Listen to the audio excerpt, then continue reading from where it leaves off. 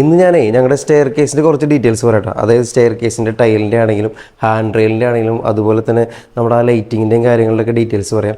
അപ്പോൾ ടൈൽസിൻ്റെ കാര്യം പറയുകയാണെന്നുണ്ടെങ്കിൽ ഞാൻ ടൈൽസിൻ്റെ ഡീറ്റെയിൽസിൽ പറഞ്ഞിട്ടുണ്ടായിരുന്നു. കജാരിയുടെ എസൻസ ഷീഷ എന്ന് പറഞ്ഞാൽ 1200x600 സൈസിൽ വരുന്ന ടൈലെടുത്തിട്ട് നമ്മൾ കട്ട് ചെയ്തിട്ടാണ് ഇത് ചെയ്തിട്ടുള്ളത്. ഹാൻഡ് റെയിലിൻ്റെ കാര്യത്തിൽ നമ്മൾ ഫസ്റ്റ് തുടങ്ങിയ ഇത് തന്നെ മതി എന്നുള്ളൊരു കൺസെപ്റ്റിലാണ് ഇരുന്നത്. പിന്നെ ഒരു കൺഫ്യൂഷൻ ഉണ്ടായിരുന്നത് ഈ ടൈൽ ഒട്ടിക്കുന്ന രീതിയെ കുറിച്ചിട്ടാണ്. അപ്പോൾ ടൈൽ ഒട്ടിക്കുന്ന സമയത്ത് ഇപ്പോൾ മിക്കവരും ഈ ഒരു വുഡൻ ടൈലാണ് ഒട്ടിക്കുന്നത്. അപ്പോൾ ചിലർ മുകളിൽ മാത്രം ഒട്ടിച്ചിട്ട് താഴെ ആ ഒരു പോർഷനിൽ പെയിൻറ്റ് തന്നെ എന്നിട്ട് വീണ്ടും ആ മുകളിലെ ഏരിയയിൽ മാത്രം ഒട്ടിച്ച് പോകുന്നുണ്ട്. പക്ഷേ അങ്ങനെ ഒട്ടിക്കുമ്പോൾ ഒരു പ്രശ്നം വെച്ചിട്ടുണ്ടെങ്കിൽ എനിക്ക് തോന്നുന്നത് ഈ പെയിൻ്റ് ആയതുകൊണ്ട് പെട്ടെന്ന് കറ പിടിക്കാനും അതുപോലെ തന്നെ ചീത്തയാവാനൊക്കെ വളരെ ചാൻസ് ഉള്ളതുകൊണ്ട് പെട്ടെന്ന് അത് വൃത്തികേടാവും. അപ്പോൾ ടൈല് തന്നെ നമ്മൾ ഫുള്ളായിട്ട് ഒട്ടിക്കുകയാണെങ്കിൽ അത് അത്യാവശ്യം വൃത്തിയായിട്ട് തന്നെ കിടന്നോളും. നമുക്ക് ഒരുപാടൊന്നും മെയിൻറ്റെയിൻ ചെയ്യേണ്ട ആവശ്യം വരില്ല.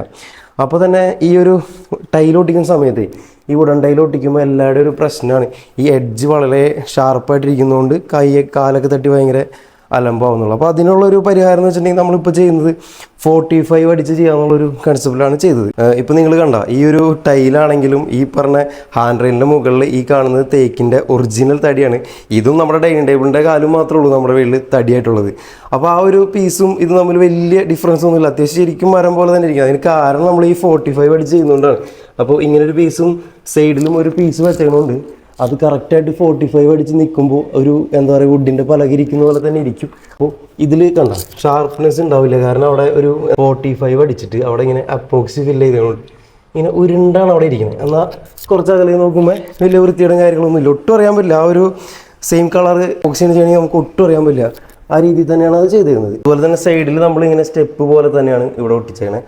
അപ്പോൾ നമ്മളിങ്ങനെ ഒരു കട്ടിങ് പോലെ ഇട്ട് വെച്ചിട്ട് ആ ഒരു ഇത് സ്റ്റെപ്പ് പോലെ തന്നെ ഒട്ടിച്ചു. ഇതിൻ്റെ ഒരു പ്രത്യേകത എന്ന് വെച്ചിട്ടുണ്ടെങ്കിൽ ഇങ്ങനെ ടൈൽ ഒട്ടിക്കുമ്പോൾ ഉണ്ടല്ലോ, നമ്മൾ 45 ഒട്ടിക്കുമ്പോൾ അത്യാവശ്യം നല്ല ടൈം പിടിക്കും. ഇത് എന്താ പറയുക കറക്റ്റായിട്ട് കട്ടിങ് കാര്യങ്ങൾ ചെയ്ത് ഓരോ പീസ് ഒട്ടിച്ച് വെച്ച് നല്ല ടൈം എടുക്കും. അതിൻ്റേതായിട്ടുള്ള ലേബർ, ഞാനൊരു വീട് പണിയിൽ എനിക്ക് ഏറ്റവും കൂടുതൽ ലേബർ നമ്മൾ പ്രതീക്ഷിക്കാൻ കൂടുതൽ വന്നത് ടൈലിൻ്റെ പണിയിലായിരുന്നു. അതിൽ ഏറ്റവും കൂടുതൽ വന്നത് ഈ ഒരു ഏരിയയിലേക്കായിരുന്നു. നമുക്ക് ഒരുപാട് ലേബർ കയറിപ്പോയത്.